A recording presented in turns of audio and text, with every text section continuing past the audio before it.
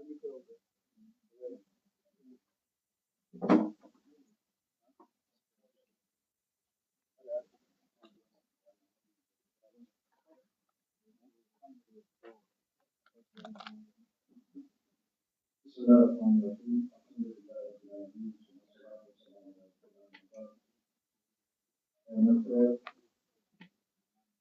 remercie Allah subhanahu wa ta'ala qui nous a donné la santé.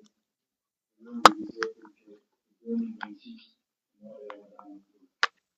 Allah sait que nous sommes en début de veille de notre mois de Ramadan. Allah nous pardonne tous.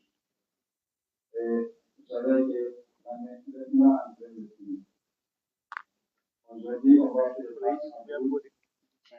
Toujours pour nos enfants qui sont en train de nous utiliser la logement. Après, c'est le dernier jour aujourd'hui de cette année. Cette année, c'est lui qui a pu faire quelque chose, alhamdoulilah, qui a la récompense. Ceux qui ont aussi l'idée de faire, ils n'ont pas vu de moins qui a la récompense. Remercions Allah subhanahu wa ta'ala ici dans notre mosquée. On remercie Allah. Tous les jours, depuis que Ramadan a commencé, il n'y a pas un jour où on n'a pas partagé à moins 150 paquets de l'eau. Il n'y a pas de jour là, ici. Tout ça, c'est vous le prier qui fait. Qui a la récompense. Qui a la donne la santé, les hommes qui fait. C'est lui qui n'a pas encore venu jusqu'à la fin de procès, qui a la pardon tous avant de décès. On peut dédier. Vraiment, on vous remercie. Vous avez déjà fourni beaucoup de efforts. Mais ajoutons encore aujourd'hui, c'est le dernier jour de cette année 2026 de Ramadan pour nos enfants. Assalamu alaikum wa rahmatullahi wa barakatuh.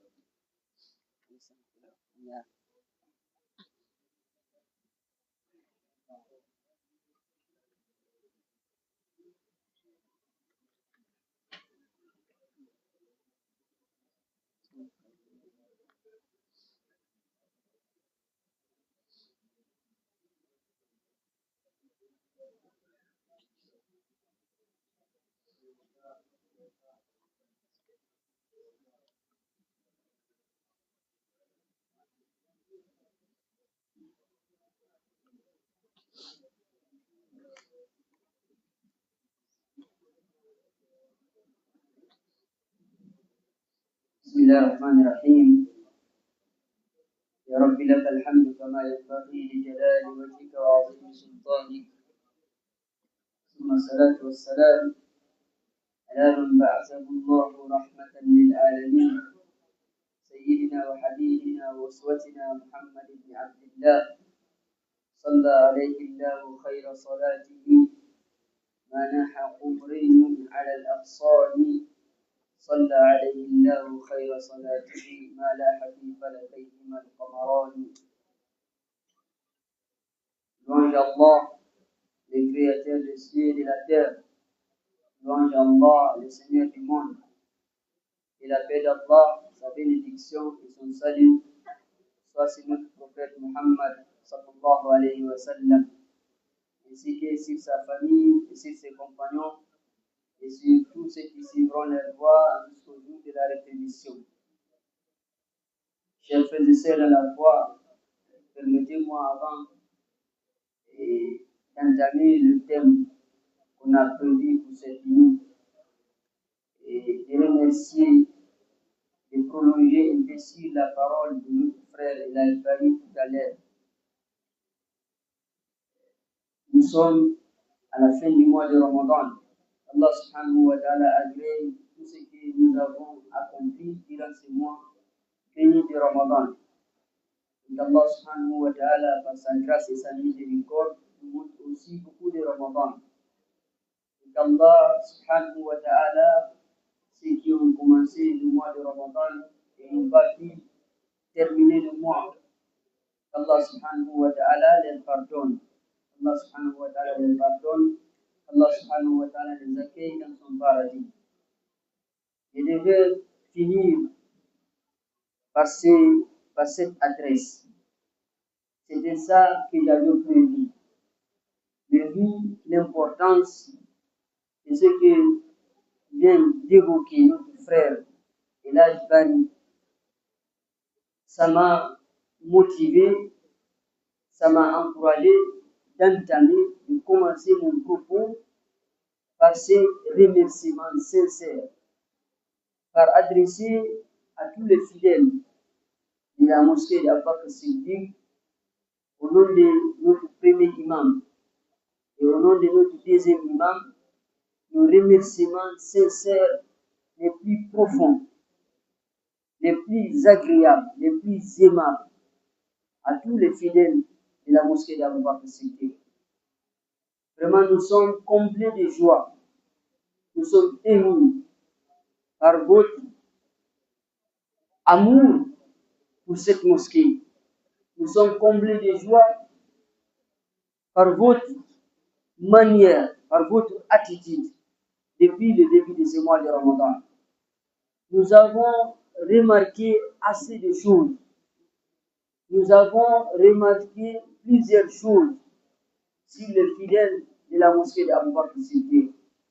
Mais qu'est-ce qui m'a marqué encore le plus parmi toutes ces bonnes remarques, parmi toutes ces bonnes manières, parmi toutes ces bonnes attitudes?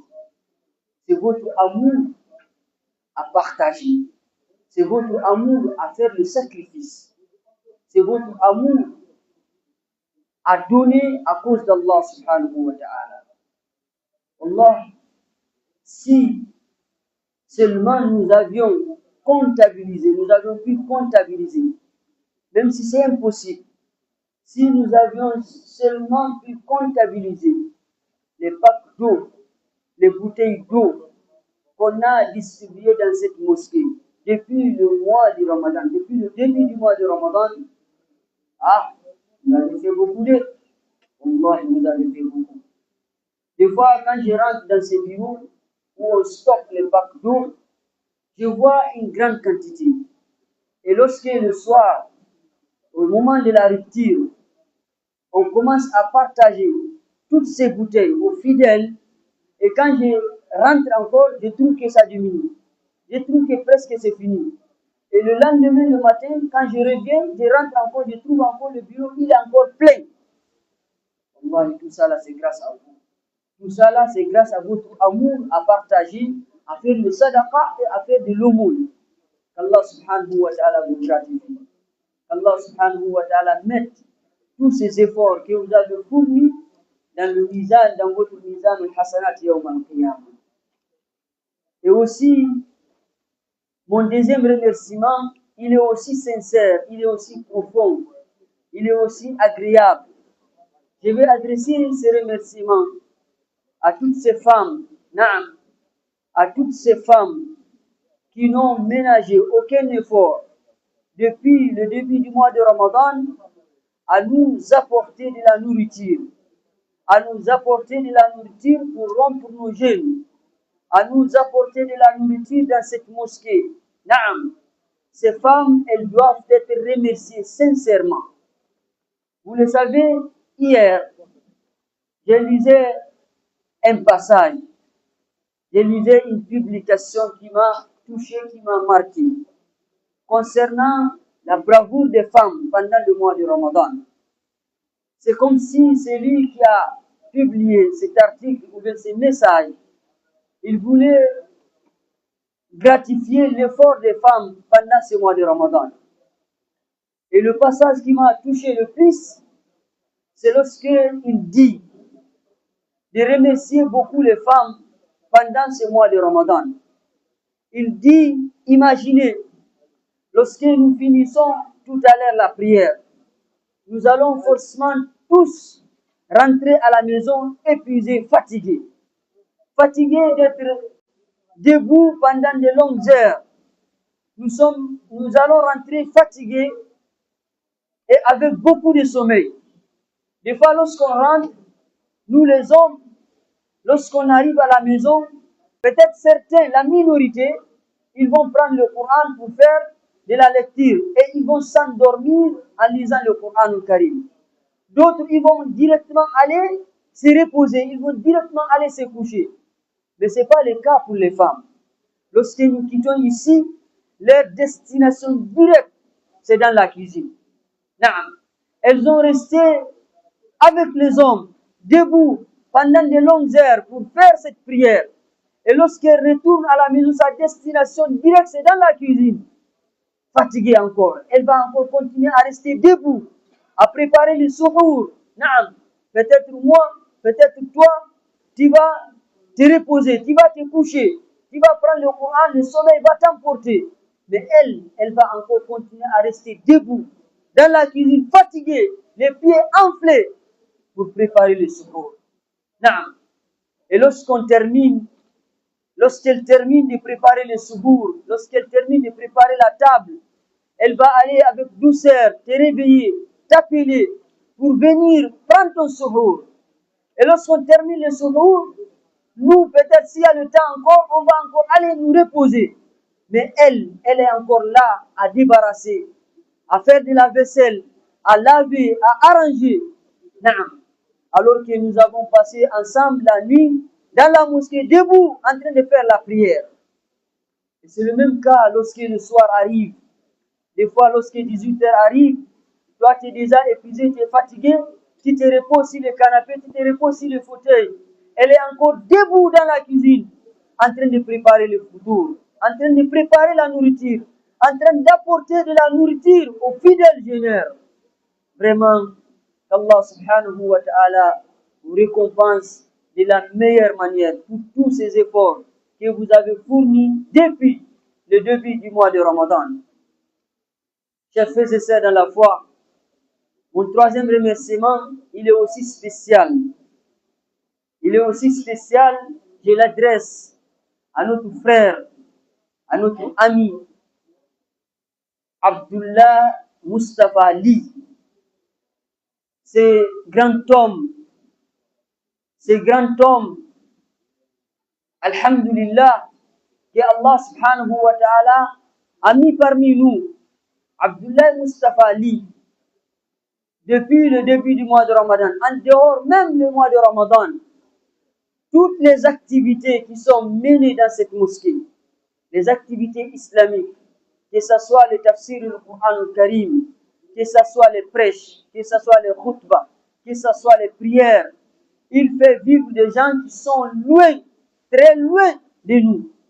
Les gens, ils nous appellent hors du pays pour gratifier l'effort que Abdullah Mustafa, notre frère Abdullah Mustafa Ly, est en train de fournir pour la propagation de cette religion de l'islam. Qu'Allah subhanahu wa ta'ala lui aussi, qu'Allah subhanahu wa ta'ala lui récompense de la meilleure manière. Tout à l'heure, il m'a, lui aussi sa part, il m'a demandé d'adresser un remerciement sincère à un frère qui a collaboré avec lui pour faciliter ce travail. Il m'a chargé d'adresser un remerciement sincère à ses frères qui a, depuis le début du mois de Ramadan, a partagé ce que lui aussi il possède pour la cause de l'islam. Cette prière que nous faisons, cet tafsir au Coran que nous faisons dans la mosquée, ces activités que nous menons dans la mosquée, elles sont en live, en direct. Elles sont suivies hors de notre pays, ici, le Gabon.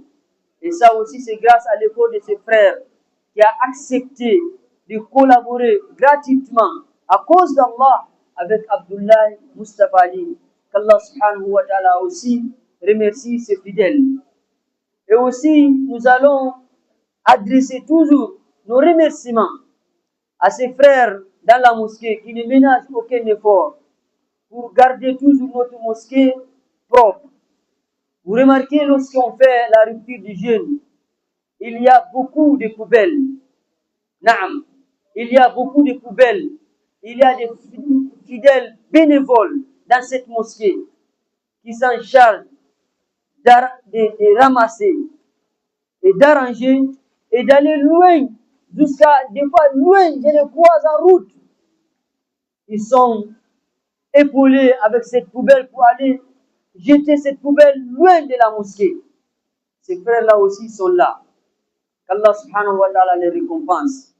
Et si vous constatez aussi, malgré ce nombre qui s'y trouve dans cette mosquée, lorsque vous partez au niveau des toilettes, vous trouvez toujours nos toilettes propres. Naam, il y a aussi ses frères bénévoles. Une fois qu'on finisse la prière, qui vient en cachette, en catimini, il rentre là-bas, il nettoie, il lave, il arrange. Oui, ces frères-là aussi sont parmi nous. Allah subhanahu wa ta'ala les récompense. Chacun de nous, il apporte sa part pour le rayonnement, pour la cause de l'islam, mais par sa manière. Chacun de nous, il apporte par sa manière. Il y a des gens qui apportent publiquement, il y a des gens qui apportent discrètement. Et Allah subhanahu wa ta'ala, il est témoin. Et Allah subhanahu wa ta'ala, il connaît tout. Qu'Allah subhanahu wa ta'ala récompense chacun de nous de la meilleure manière. Qu'Allah subhanahu wa ta'ala récompense chacun de nous par le Jannatul Firdaus al-A'la.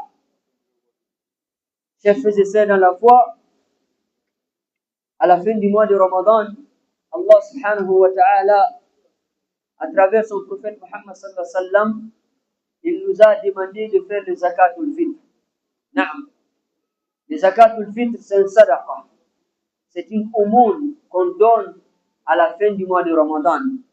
2 jours avant la fin, ou 1 jour avant la fin, ou le jour même de la fête, avant que l'imam officie la prière de Al-Eid, on peut donner le zakatul fitr. Le zakatul fitr, il a une importance capitale, il a une importance qui est énorme. Le prophète sallallahu alayhi wa sallam a signalé l'importance du zakatul fitr. Il a donné des importances, des raisons pour lesquelles on donne la zakat al-fitr. La première raison, c'est pour éviter aux nécessités, aux besognés le jour de la fête, de vivre dans l'angoisse. Imaginez lorsqu'il y a des enfants et que le jour de la fête arrive et dans la maison il n'y a rien à manger. Est-ce qu'il y a la fête chez lui? Apparemment non. Imaginez lorsque le jour de la fête arrive et que tes enfants ils sont là affamés. Tu n'as pas quelque chose à offrir, à donner à madame pour qu'elle prépare. Il n'y a pas la fête. Tu ne peux pas voir tes enfants affamés, voir ta femme affamée, toi-même affamé, et imaginer faire une fête. C'est pour cela le prophète sallallahu alayhi wa sallam, il a institué zakatul fitr. Ceux qui ont les moyens, ils donnent à ceux qui n'en ont pas, pour que la fête elle soit générale pour tous les musulmans, pour que la fête elle ne soit pas partielle, pour que la fête elle ne soit pas seulement chez les riches, pour que la fête soit pour tout le monde, riche et pauvre. Zakatul fitr, chers frères et sœurs dans la foi, ça c'est l'une des raisons. C'est pour éviter aux pauvres le jour de la fête de faire de la mendicité. Parce que si quelqu'un n'a pas quoi nourrir sa famille, il est contraint de faire de la mendicité. C'est pour cela qu'on doit partager le jour de la fête aux nécessités, aux besognés, pour qu'ils trouvent suffisamment de la nourriture, pour qu'ils trouvent suffisamment de quoi nourrir leur famille. Et la deuxième raison, chers frères et sœurs dans la foi, les zakatul fitr. Lorsque nous faisons le jeûne, nous sommes imparfaits. Personne de nous est parfait. Pendant le mois de Ramadan, peut-être tu as dit des propos qui sont déplacés. Peut-être tu as eu des manquements. Peut-être. Et ce zakatul fitr, il vient, c'est pour laver, c'est pour arranger tous ces manquements que tu as eu pendant le mois de Ramadan. C'est pour cela, certains connaissaient, ils disent, le zakatul fitr, c'est comme le sujoud sahw. Vous savez, lorsque tu fais la prière et que tu fais une erreur dans la prière, soit tu oublies d'amener quelque chose, ou bien soit tu oublies, tu ajoutes quelque chose dans la prière. À la fin de cette prière, qu'est-ce que l'islam demande? C'est de faire le sujoud sahw. C'est le sujoud pour réparer l'erreur commise dans la prière.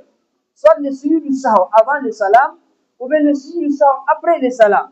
Ce sujoud sahw, il vient arranger cette erreur qui a eu lieu dans la prière. Donc les zakatul fitr aussi, ça vient, c'est pour arranger toutes les erreurs commises pendant le mois de Ramadan.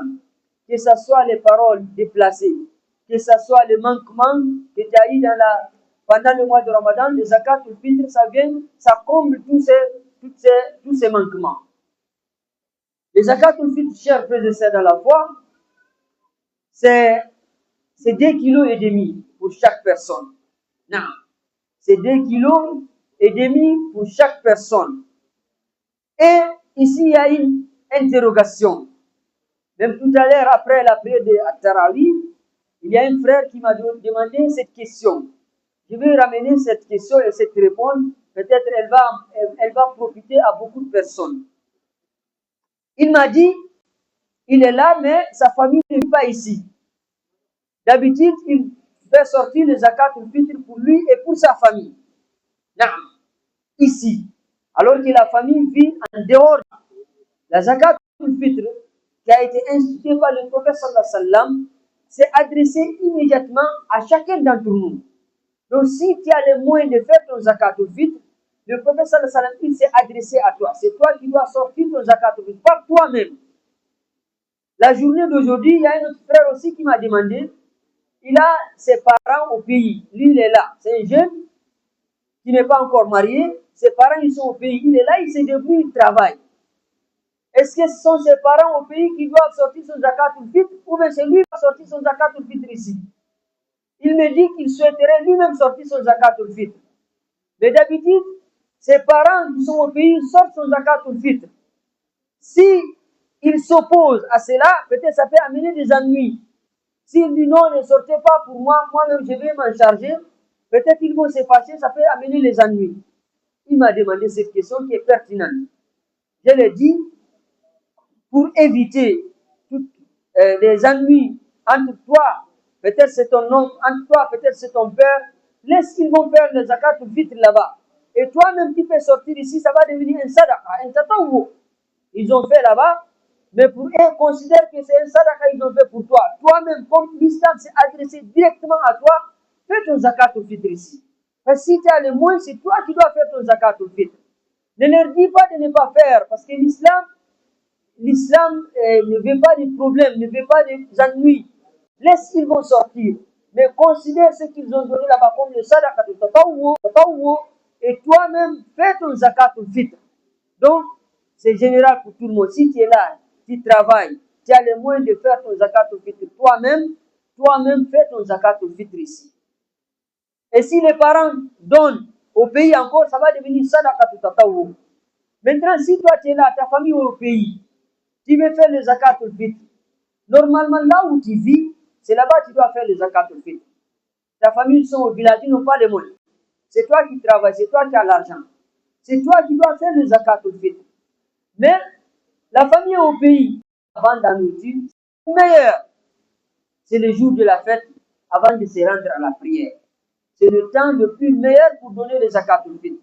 C'est le temps qui a plus de récompenses pour donner le zakat al-fitr.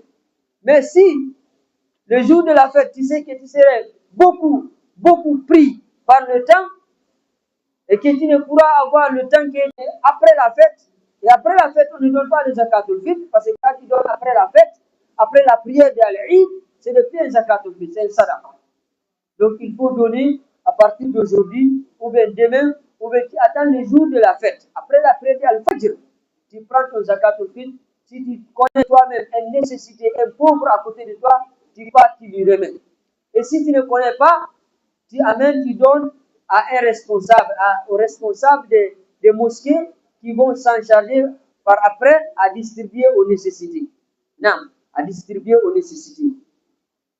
Donc, les zakat al-fitr, chers frères et sœurs dans la foi, c'est la nourriture qui est consommée dans la cité ou bien dans le pays qu'on donne.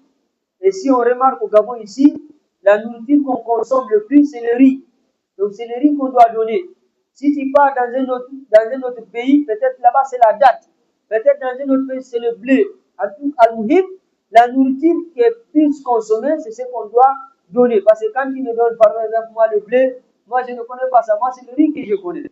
Quand tu donnes par exemple à mon frère, à mon cher Moazim, la date, lui c'est le riz qu'il connaît. Donc c'est la nourriture qui est consommée le plus, c'est ce qu'on donne comme zakat al-fitr.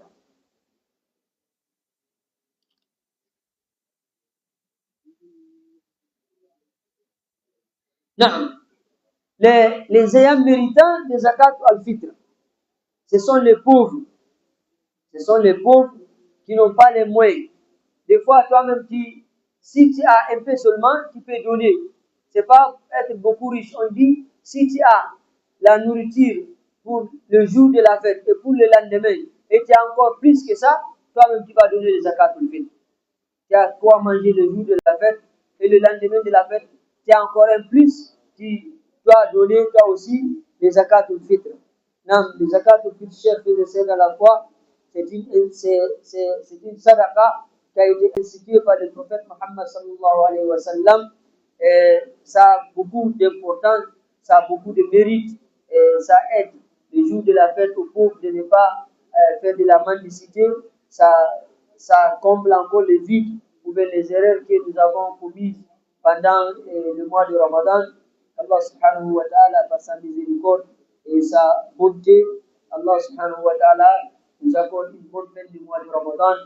Et qu'Allah subhanahu wa ta'ala, par sa miséricorde et sa bonté, pardonne à nos morts. Et qu'Allah subhanahu wa ta'ala bénisse nos enfants qui nous dirigent la prière ici depuis le début du mois de Ramadan. Allah subhanahu wa ta'ala augmente leur savoir. Allah subhanahu wa ta'ala augmente les savoirs. Qu'Allah subhanahu wa ta'ala bénisse leur vie. Qu'Allah subhanahu wa ta'ala fasse qu'ils continuent encore à chercher encore le savoir. Le savoir ne se limite pas seulement à la mémorisation du Coran Karim, même si ça c'est une ouverture qui est énorme, c'est une ouverture qui est importante pour quelqu'un qui cherche le savoir. Vous savez, quelqu'un qui a pu mémoriser le Coran Karim dans son entièreté, ce n'est pas un petit livre qui va lui fatiguer. Moi, je me rappelle quand on était à l'université, il y avait un ami nigérien, un Hausa, un Fulani Hausa, c'est comme ça on l'appelait souvent. Je n'ai pas vu, depuis que moi j'ai commencé à chercher le savoir, je n'ai pas vu quelqu'un qui a le courage à apprendre comme celui-là. J'ai fréquenté beaucoup de personnes pendant 18 ans de ma carrière à l'école. Je n'ai pas vu quelqu'un qui a le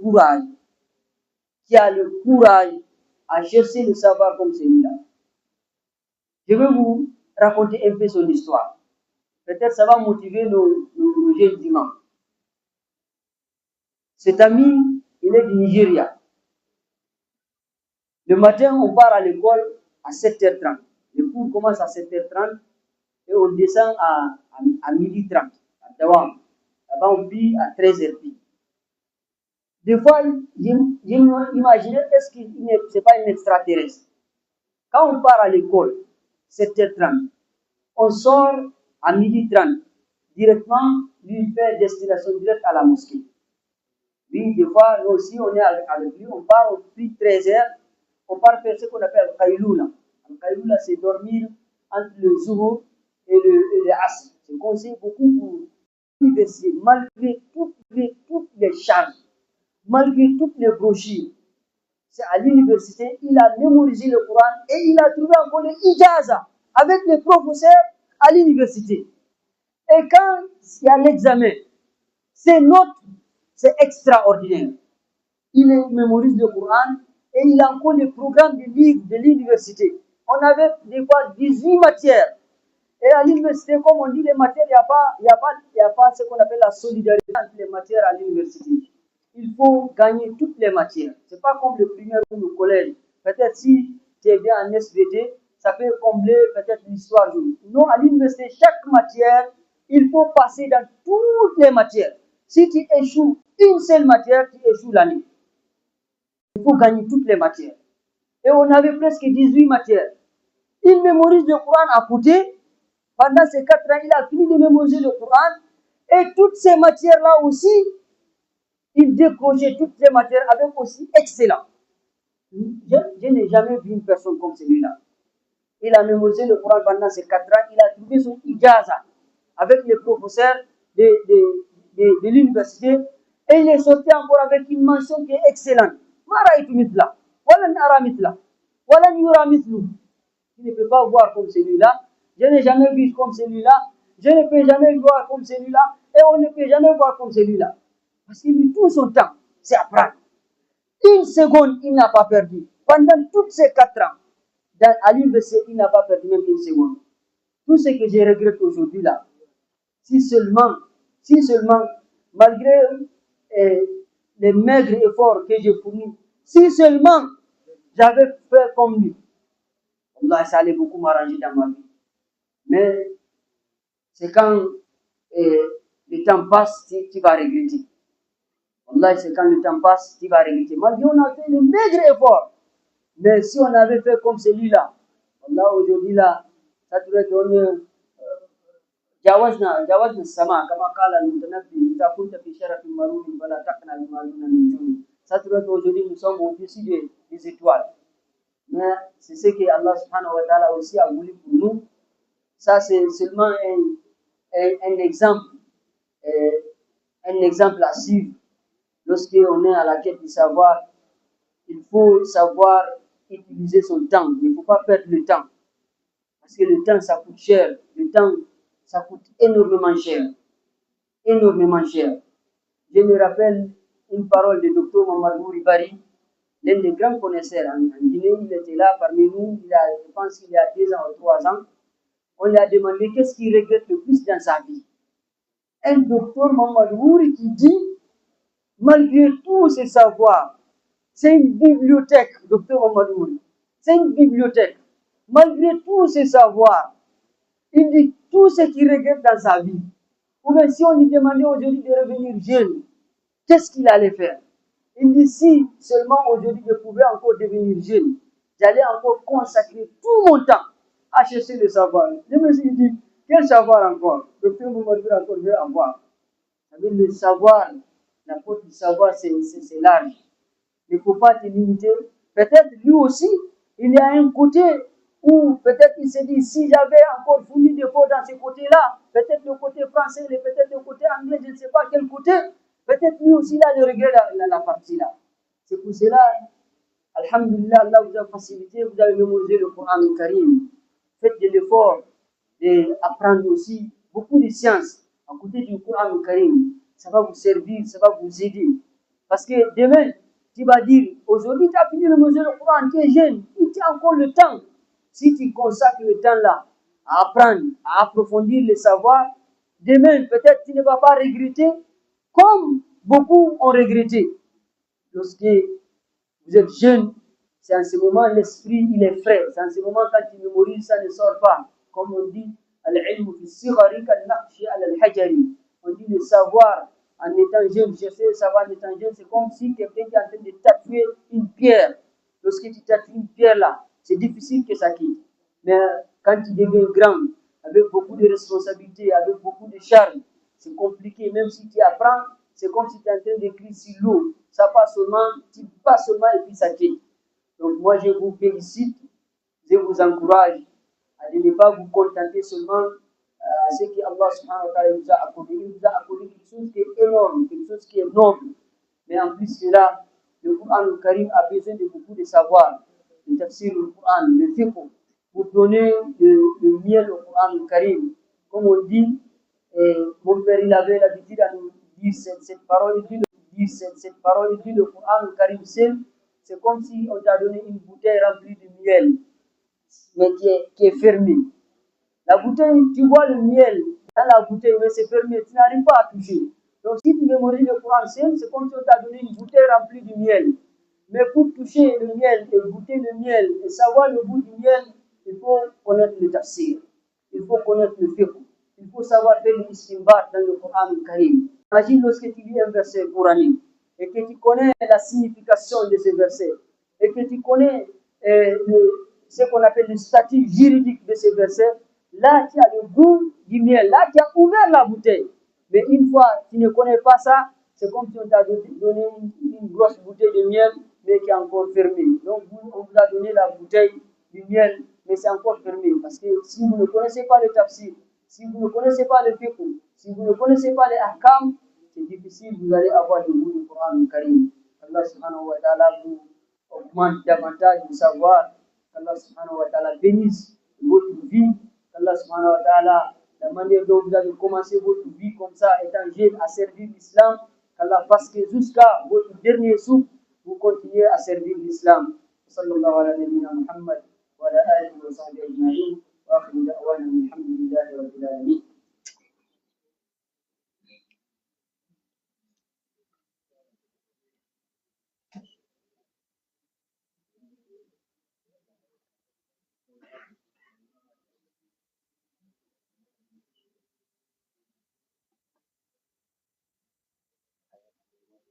ايوه شايفه. البيت جوزنا حاجه. ما البيت ويسوق البيت لا بيت له زي طعمية. إذا كنت في شرف المرون فلا تقنع ما دون النجوم. أريد هذا البيت.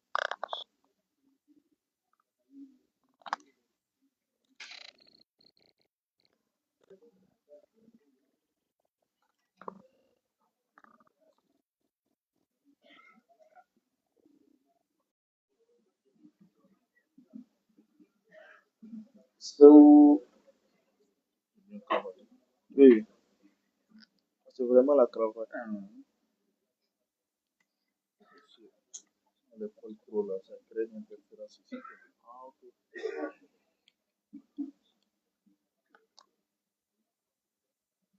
استووا.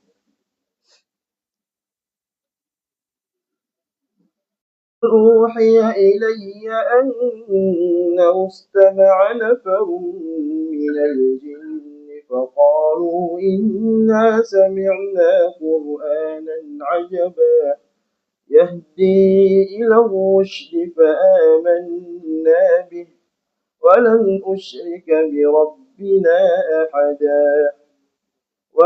نشرك بربنا أحدا وأنه تعالى جد ربنا ما اتخذ صاحبة ولا ولدا وأنه كان يقول سفيهنا على الله شططا وأنا ظننا أن لن تقول الإنس والجن على الله كذبا وأنه كان رجال من الإنس يعوذون برجال من الجن فزادوهم رهقا وأنهم ظنوا كما ظننتم أن لن يبعث الله أحدا وأنا لمسنا السماء فوجدناها ملئت حرسا شديدا وشربا وأنا كنا نقعد منها مقاعد للسمع فمن يستمع الآن يجد له شهابا رشدا وأنا لا ندري أشر أريد بمن في الأرض أم أراد بهم ربهم رشدا وأنا كنا نقعد منها مقاعد للسمع فمن يستمع الآن يجد له شهابا رصدا وأنا لا ندري أشر أريد بمن في الأرض أم أراد بهم ربهم رشدا وأنا منا الصالحون ومنا دون ذلك كنا طرائق قددا وأنا ظننا أن لن نعجز الله في الأرض ولن نعجزه هربا وأنا لما سمعنا الهدى آمنا به فمن يؤمن بربه فلا يخاف بخسا ولا رهقا وأنا منا المسلمون ومنا القاسطون فمن أسلم فأولئك تحروا رشدا وأما القاسطون فكانوا لجهنم حطبا وأن لو استقاموا على الطريقة لأسقيناهم ماء غدقا لنفتنهم فيه ومن يعرض عن ذكر ربه يسلكه عذابا صعدا وأن المساجد لله فلا تدعوا مع الله أحدا وأنه لما قام عبد الله يدعوه كانوا يكونون عليه لبدا قل إنما أدعو ربي ولا أشرك به أحدا قل إني لا أملك لكم ضرا ولا رشدا قل إني لن يجيرني من الله أحد ولن أجد من دونه ملتحدا إلا بلاغا من الله ورسالاته ومن يعص الله ورسوله فإن له نار جهنم خالدين فيها أبدا حتى إذا رأوا ما يوعدون فسيعلمون من أضعف ناصرا وأقل عددا قل إن أدري أقريب ما توعدون أم يجعل له ربي أمدا عالم الغيب فلا يظهر على غيبه أحدا إلا من ارتضى بالرسول فإنه يسلك من بين يديه ومن خلفه رصدا ليعلم أن قد أبلغوا رسالات ربهم وأحاط بما لديهم وأحصى كل شيء عددا يا أيها المزمل قم الليل إلا قليلا نصفه أو انقص منه قليلا أو زد عليه ورتل القرآن ترتيلا إنا سنلقي عليك قولا ثقيلا إن ناشئة الليل هي أشد وطئا وأقوم قيلا إن لك في النهار سبحا طويلا واذكر اسم ربك وتبتل إليه تبديلا رب المشرق والمغرب لا إله إلا هو فاتخذه وكيلا واصبر على ما يقولون واهجرهم هجرا جميلا فذرني والمكذبين أولي النعمة ومهلهم قليلا إن لدي وذرني والمكذبين أولي النعمة ومهلهم قليلا إن لدينا أنكالا وجحيما وطعاما ذا غصة وعذابا أليما يوم ترجف الأرض والجبال وكانت الجبال كثيبا مهيلا إنا أرسلنا إليكم رسولا شاهدا عليكم كما أرسلنا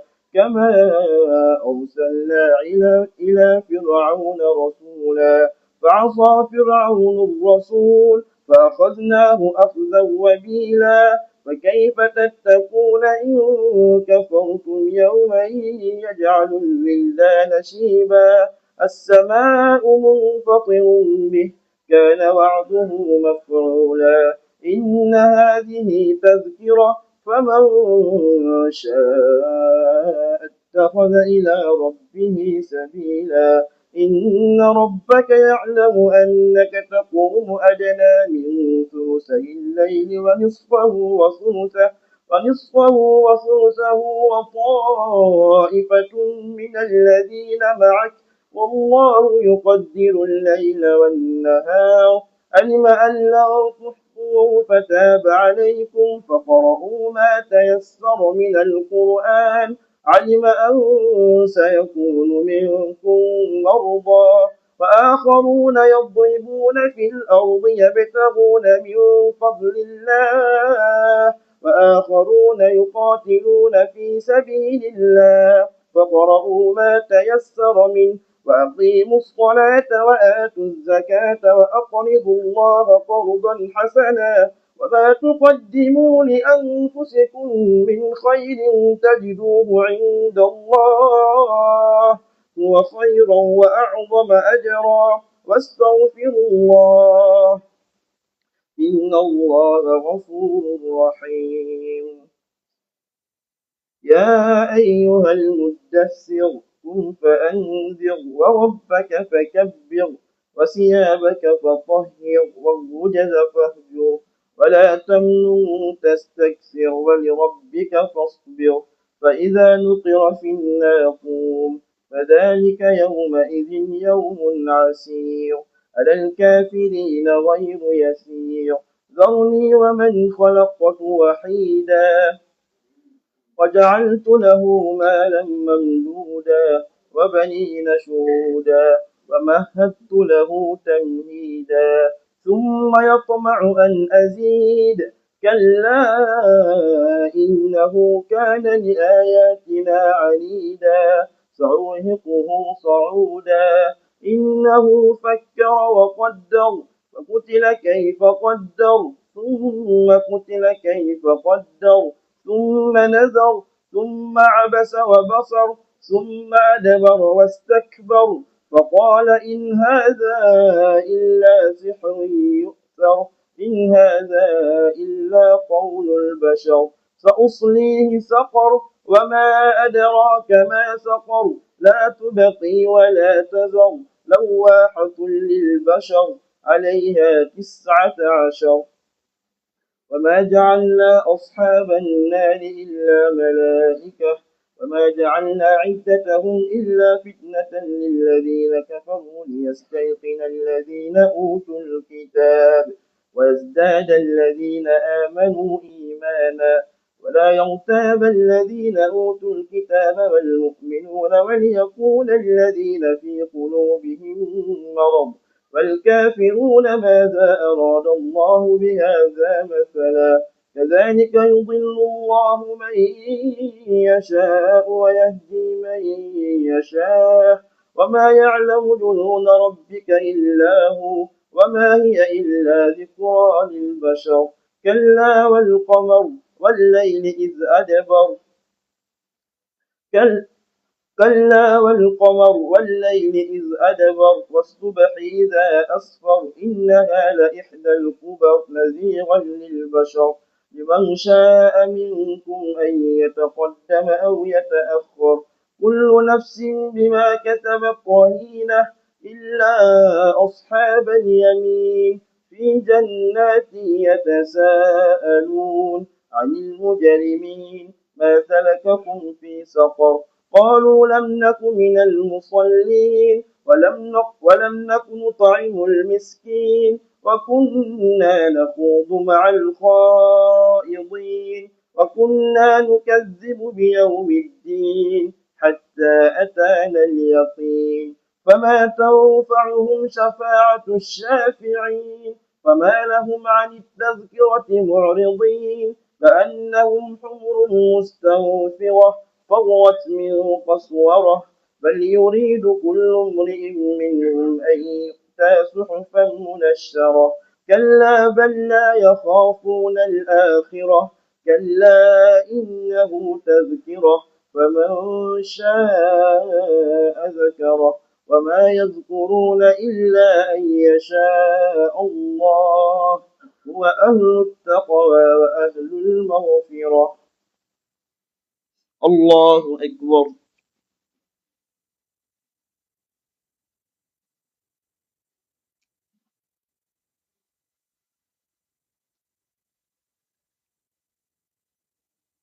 سمع الله لمن حمده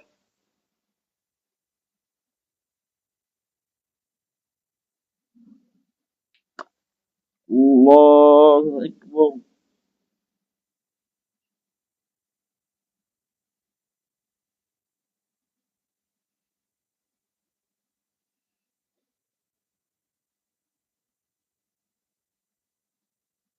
الله أكبر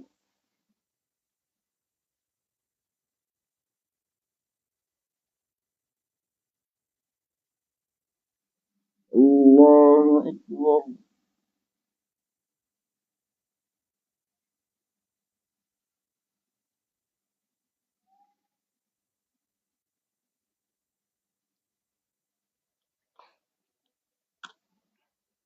الله أكبر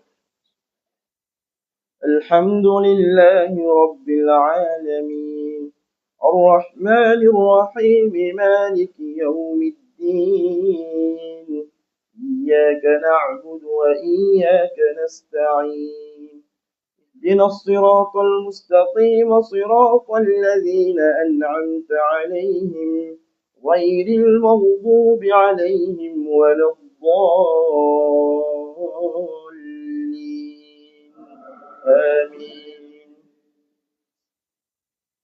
لا أقسم بيوم القيامة ولا أقسم بالنفس اللوامة أيحسب الإنسان أن لن نجمع عظامه بلى قادرين على أن نسوي بنانه بل يريد الإنسان ليفجر أمامه يسأل أيان يوم القيامة فإذا برق البصر وخسف القمر وجمع الشمس والقمر يقول الإنسان يومئذ أين المفر كلا لا وزر إلى ربك يومئذ المستقر ينبأ الإنسان يومئذ بما قدم وأخر بل الإنسان على نفسه بصيرة ولو ألقى معاذيره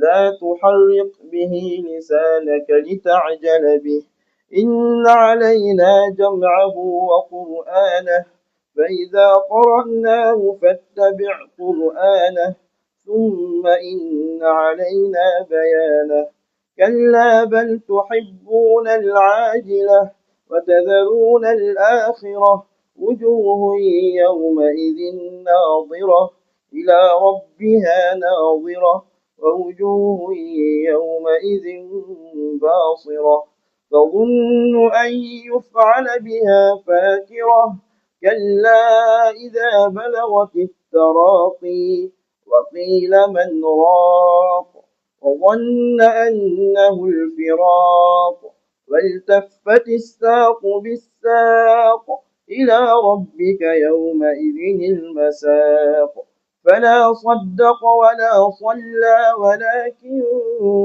كذب وتولى ثم ذهب إلى أهله يتمطى أولى لك فأولى ثم أولى لك فأولى أيحسب الإنسان أن يترك سدى ألم يك نطفة من مني يمنى ثم كان علقة فخلق فسوى فجعل منه الزوجين الذكر والأنثى أليس ذلك بقادر على أن يحيي الموتى